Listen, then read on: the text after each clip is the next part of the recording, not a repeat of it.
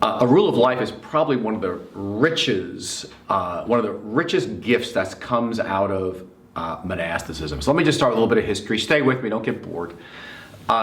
In the 2nd, 3rd, and 4th centuries, when the Roman Empire basically became Christian, there was no longer martyrdom. People weren't being killed for their faith. And so the early centuries, first 2-3 centuries, the church had a purity to it because basically you were risking your life to be a Christian. But once Constantine became the emperor and the church now everyone was going to church. And so now there was so much of the world in the church and the world were indistinguishable, a bit like today.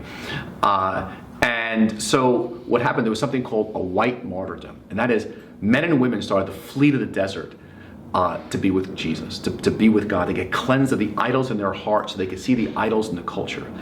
And they began to seek God. In fact, there was a big revival broke out in Egypt. There's been so much written about this.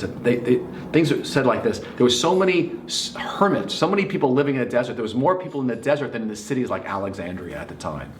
And so what happened, they were living as solitaries, but when you're alone and not with other people, you can do crazy things. And so a guy named Pachomius he was the first one who wrote a rule of life. He basically began to assemble people in communities around a structure. And the word rule is not like we think of rules, do's and don'ts. It's an ancient Jewish word that means the word for trellis. Think of a trellis keeps grapes growing upward and outward.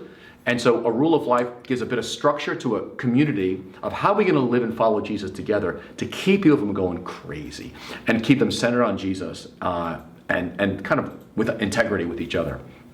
And so this rule of life has been basically developed over the last 2,000 years. So every monastic community in the world has a rule of life.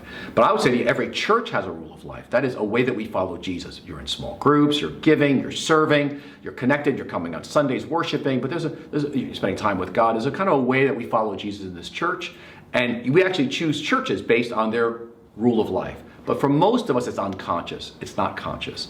And so one of the great gifts, I think, of a rule of life for today, again, in light of the pressure that we're under from all these forces to not stay connected to Jesus or each other, is a rule of life. And being conscious and thinking about an intentional way we want to stay connected to God. And so here's a question for you about how are you structuring your life with God right now? What are you doing and is it working? So, for example, it may be you have devotionals every morning. Maybe you attend a group. Maybe you attend a conference once a year. Maybe you do a Sabbath. Maybe you have vacation 3 weeks a year. Maybe you have a day alone with God once a year. But the question is that working and is it sufficient? And do you need to make an adjustment in your overall structure of how you're keeping Jesus at the center of your life? And so in 2003 is when I began to write every year a rule of life. And think through, what am I doing and what do I need to shift? And I've always used the same categories of a rule of life that's found in Benedictine spirituality, Benedict's rule. And it's a fantastic way to structure your life around prayer, rest, relationships, and work. And the big theme here is balance. And so, for example, I keep now to a 5-day week, okay, in my work. Very, very important. Relationships, I got my wife Jerry, we've got 4 daughters, we've got 2 son-in-laws, we've got a couple of grandchildren, very high priority. The people I work closely with, high priority in relationships. I've got some friendships, very important to me. Okay, in terms of prayer, I've got a rhythm of daily offices 3 to 4 times a day. I've got at least 1 day alone with God per month, sometimes 2 days. I've got Sabbath in my prayer category. I actually can go and rest as well. I do Ignatian discernment. I've got a spiritual director, a journal.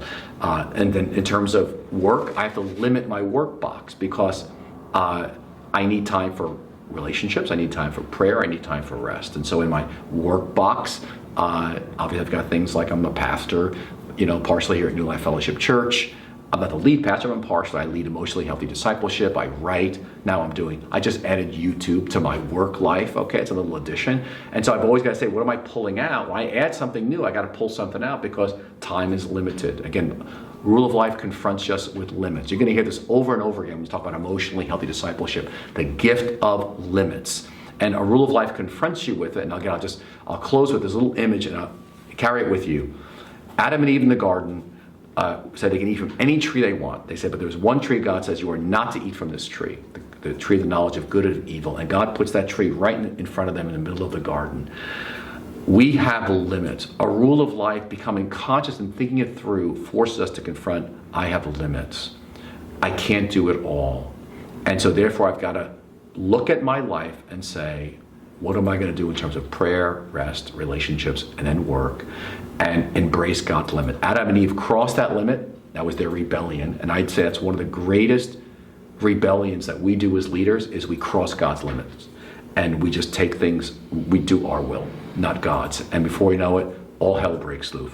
We're in the evil one's territory. And so a rule of life is a gift to restrain our self-will that wants to go its own way and surrender to Jesus.